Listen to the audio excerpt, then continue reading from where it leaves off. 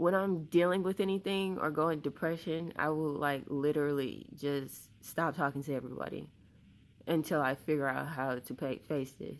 I do knowledge. Uh, I don't know if other people took it personally, but that's how I deal with things. And because also, I guess this place calls me autistic and got diagnosed with ADHD and dyslexic and ADD. Down the line, teachers kept saying that I'm also autistic, and finally got diagnosed it around in college. But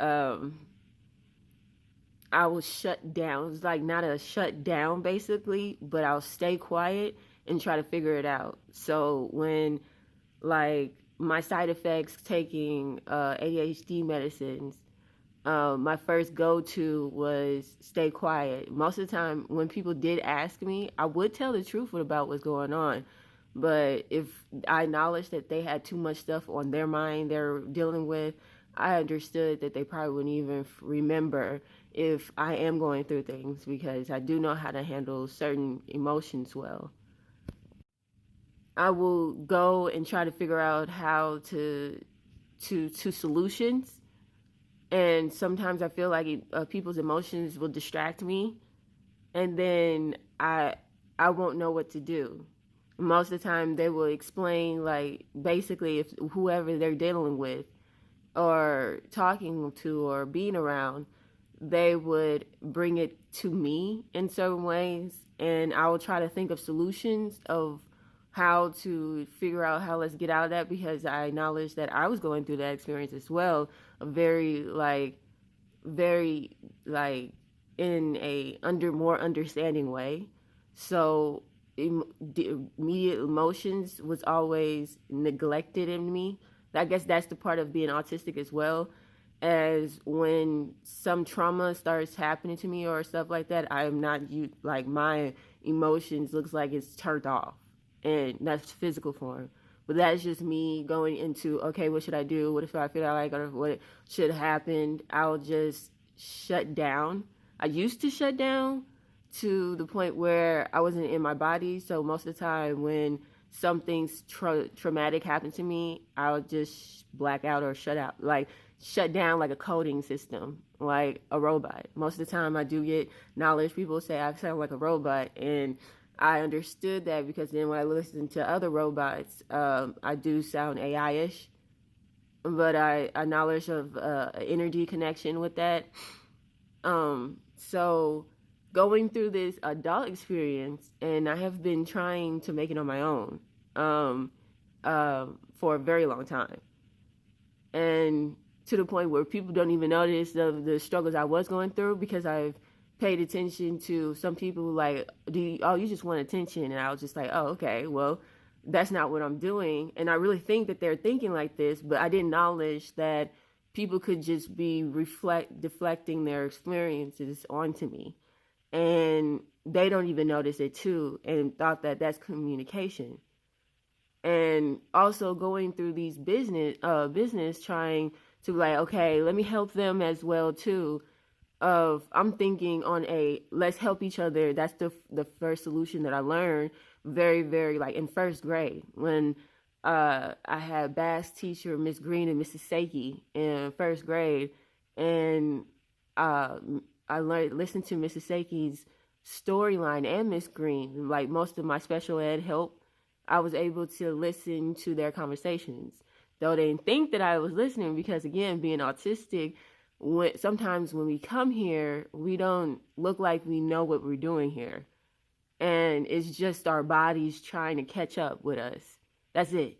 But I don't know if I'm sick or not being sick, but for a very long time I was sick physically. People acknowledged I had eczema, and yes, I got bullied for it. I didn't acknowledge it was bullying. I just thought that this is how everybody talked to each other because everybody was talking in a bully way. So once I learned what bullying was, I understood like, oh, okay, like, oh, all right. So I had eczema, which means that my organs was failing. But I didn't know that until I started going in and out, in and out, in and out the hospital, listening to them tell me what it is. And for a long time, they were telling me I'm gonna have to learn how to rest, and I said I can't do that. I have to do home. I have homework. I can't do that. I have to figure out how to make money. I have to figure out how to be in this experience. I have to figure out how to live. I can't stop. No, no, that's not good. And then the more I kept trying to do homework, I got in trouble so many times trying to do homework at work when I was doing security when the pandemic started. When the pandemic and I started, I had a job and I was trying to study, but then my skin started getting worse, and everybody around me, I started flaring up to the point where I was peeling skin. And then I learned this one experience of when I peel skin, it gets everywhere. So I got yelled at for that, and I'm trying my best to clean it up, but I'm sick as hell. Like I feel like I'm finna burn. Like my body feels so weak and down, but then people will still just watch me like that. So then, like, I couldn't just keep staying in places where people were just watching me get sicker and sicker and sicker. And I'm just pushing and pushing, pushing and pushing myself to try to just make money.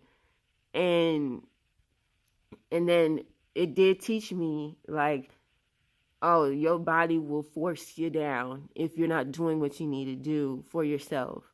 And again, like, our bodies and energy and the nature of things don't see our human experience. So to like majority of things, they're confused, like, of why humans are suffering. Then just stop suffering. Why, like, in that mindset. But and then there was like a lot of things that I didn't talk about that like was like financial, because majority of the time my problems was I hid was I'm having, like, my body's like failing and I'm going to in and out the hospital. I mean, I'll tell some people, but then I'll immediately say everybody doesn't care. So if I see one or two people say certain things, that knowledge that they might not care, I won't tell nobody else. And getting stuck in that cycle, and now I'm finally getting back up. And mind you, these jobs don't care if you're sick. And no, I didn't try to get on disability because I low-key didn't trust it. Like, it felt like a handicap and like a stuckness, and I didn't want to feel stuck. So I kind of just not try to use disability because I saw it as something else. Oh boy, the Republicans gonna like that. Anyway, so I just saw it as something, like something to get stuck with. And then I'm trying to do the catch-up game with these bills and stuff. This is interesting because now it's forcing me to try to learn how to ask for help. And it's hard because I don't ask for help. I don't. And the only time I really do ask for help is like when I really don't have, like, what decision can I do? And acknowledging the people will say, oh, you're young, you're going through this young experience, oh my gosh, you just got here, you're like, yeah, this is suffering. I'm like, okay, so everybody understand this. Why is it like, why we're not making solutions to these problems? And then I was just like, oh, stuck with that, because basically I try to do it I'm doing it the hard way of trying to go through the experience of, okay, to help, this is not the way to help. It's showing it's not the way to help, and other people won't see it as that. So figuring this out.